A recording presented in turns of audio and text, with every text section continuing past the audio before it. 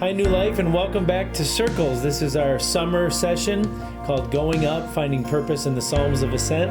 And we're so thankful that you came back to join us as you gather together in circles tonight.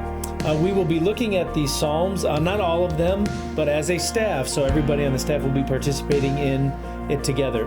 The Psalms of Ascent, the reference to that is lost in time a little bit. We're not 100% sure what it means, but most agree that it's probably, the idea is as people were going up to Jerusalem, as Israel was going up to Jerusalem to celebrate their various festivals and feasts, they would recite these psalms to remind themselves of their God and his faithfulness.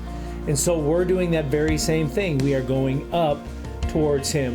We live in our own times, in our own places, and we want our minds to be centered on God and what he's doing. And so that's what we're going to be doing together. I hope that you find purpose in these Psalms as you go through them, and that you see they're as meaningful and as powerful today as they've ever been.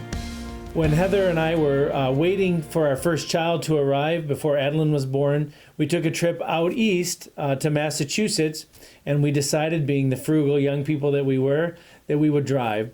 And so halfway there, we had gotten a hotel. We had planned ahead of time, but it was a budget hotel. It was a cheap hotel. And when we arrived, we saw pretty quickly that we got what we paid for. You've probably been in hotels like this before. It just doesn't seem quite right. The room seems kind of dirty.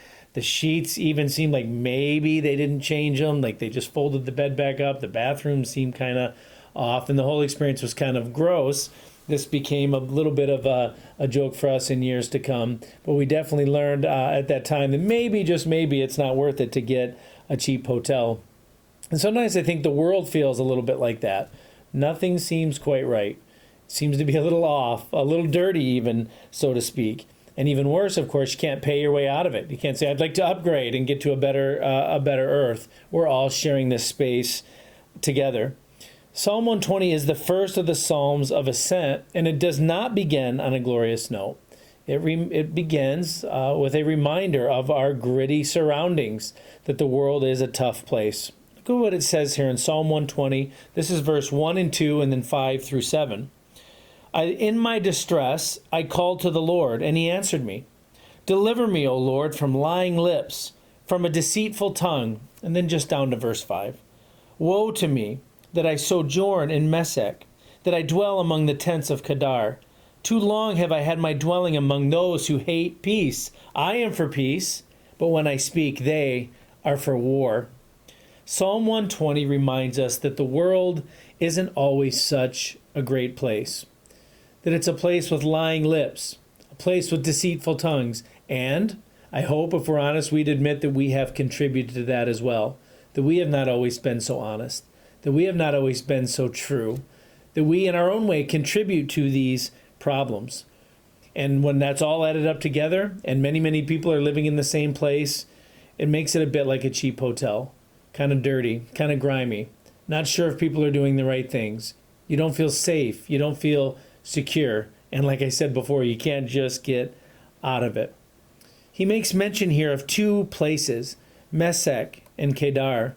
These are far-off places to Israel, places occupied by enemies, by tribes they knew nothing of, or that they had no part of. It's a way of saying that these are threatening forces, things outside of my control surrounding me, like a pack of wolves, so to speak.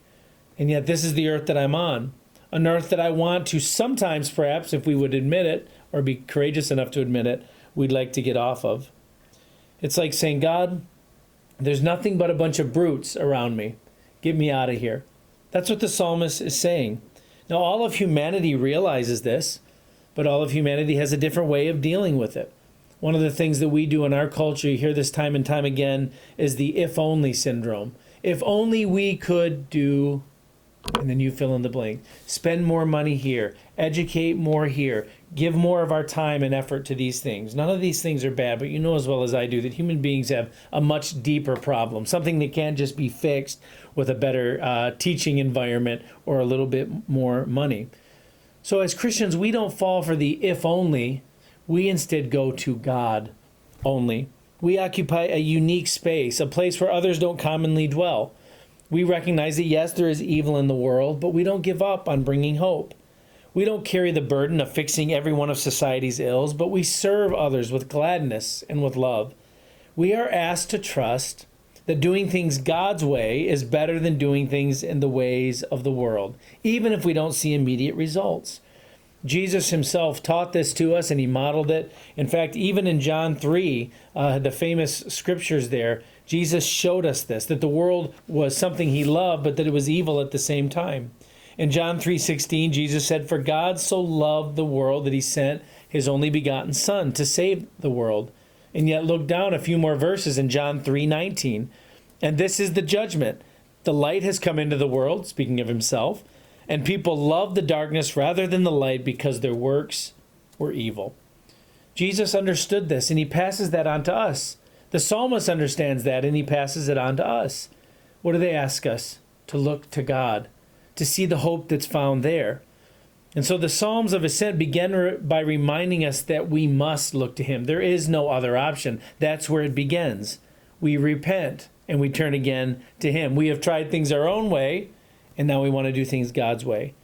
We have no choice but to dwell in a world that's not easy, that's not so great. There's no choice given to us there, but we do have a choice to look to God. We do have a choice to decide that we'd rather go up towards him. This may in some ways seem like a discouraging start to the Psalms of Ascent, but I actually believe it's the exact opposite. Every journey we go on begins by starting in one place and heading towards another. And there's no better start on our journey towards God than to realize we've tried it our own way and found it to be nothing short of disappointing. And once we realize that, our journey towards God really begins. That's why the next psalm begins by saying, "I lift up my eyes to the hills. Where does my help come from?" And of course the answer comes, my help comes from the Lord, the maker of heaven and earth. Thank you for being here tonight for Circles. We hope that you enjoy your time together, and we also hope that it is a time spent going up more and more towards God and more towards Christ. Have a great night.